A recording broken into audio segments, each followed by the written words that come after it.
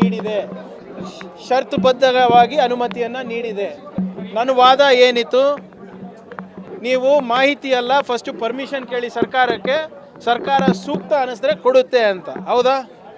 ಈಗ ಅಲ್ಲಿನ ವಾತಾವರಣ ನೋಡ್ಕೊಂಡು ಮೊನ್ನೆ ಈಗ 1 ತಿಂಗಳ ಹಿಂದೆ ಆಗಬೇಕಾಗಿತ್ತು.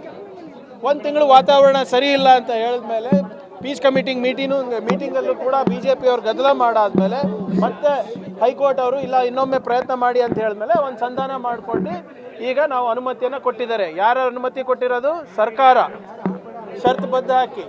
ಈಗ RSSನವರು ಮಾಹಿತಿಯನ್ನು ಕೊಡೋದು ಬಿಟ್ಟು ಗೌರವ ಸರ್ಕಾರಗಳಿಗೆ ಗೌರವ ಕೊಟ್ಟು ಅನುಮತಿಯನ್ನು ಕೇಳೋದು ಪ್ರಾರಂಭ ಮಾಡಲಿ ಮೊದಲನೇದು. ಆಮೇಲೆ ಭಾಳ ಸ್ಪಷ್ಟವಾಗಿ ಚಿತ್ತಾಪುರ ವಲಯದವ್ರು ಮಾತ್ರ ಇರಬೇಕು, ಹೊರಗಡೆನವ್ರು ಇರಬಾರ್ದು.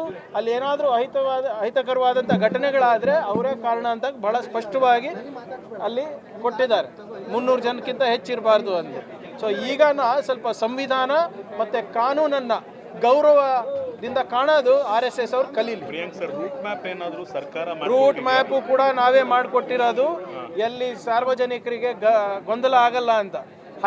ಧಾರವಾಡ ಹೈಕೋರ್ಟ್ನಲ್ಲಿ ಸ್ಟೇ ಇರೋ ಕಾರಣ, ಇಂಟ್ರಿಮ್ ಸ್ಟೇ ಇದೆ ನಮ್ಮ ಗೌರ್ಮೆಂಟ್ ಆರ್ಡ್ರಿಗೆ, ಅದಕ್ಕೋಸ್ಕರ ಇದು ತಾತ್ಕಾಲಿಕವಾಗಿ ಅಲೌ ಮಾಡ್ಬೋದಾಗಿದೆ, ಕಾನೂನುಬದ್ಧವಾಗಿ ಅಲೌ ಮಾಡ್ಬೋದಾಗಿದೆ. ಅದಕ್ಕೆ ನಾವು ಅದನ್ನು ಕೊಟ್ಟಿದ್ದೀವಿ. ಭಾಳ ಸ್ಪಷ್ಟವಾಗಿ ನಮ್ಮ ಆದೇಶದಲ್ಲೂ ಕೂಡ ಇದೆ, ಸರ್ಕಾರದ ಆದೇಶದಲ್ಲಿದೆ. ಇದು ಬರೀ ಒನ್ ಟೈಮ್ ಪರ್ಮಿಷನ್ ಇದು.